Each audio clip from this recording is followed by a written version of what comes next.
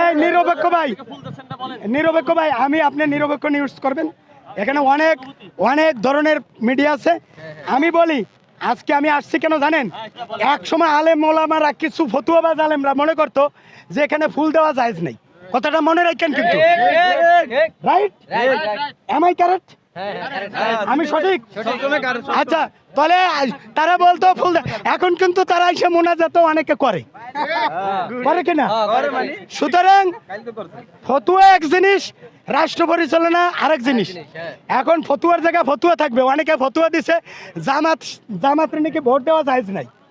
তাহলে হ্যারেও কি জাকাত দেওয়া জায়েজ আছে?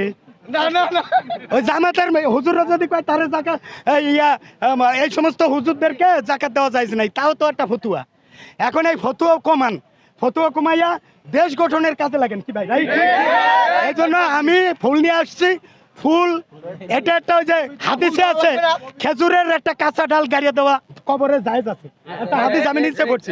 এটা কাঁচা খেজুরের গাছ কাটতে আনবো, কে আবার মার দেয়, এই জন্য একটা ফুল কিনছি, ফুল পাইছি কিনছি, এটা লাগিয়ে দিলাম। একটা কাঁচা জিনিস, এটা দিলে শহীদেরা যেন কবরে ভালো থাকে।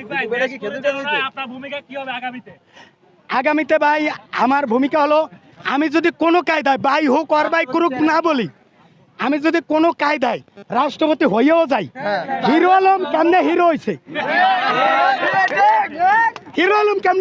কইতে আমি রাষ্ট্রপতি হইতে এমন এক সময় ফেরেস্তারা জিনেরাই এবং কি ওই শামুক পিপিলিকা, তারপরে ওই যে ব্যাং, শিয়াল, সিংহ, তারপরে হাতি সবাই মিছিল বার করবে, সিদ্দিক ভাইয়ের রাষ্ট্রপতি চাই।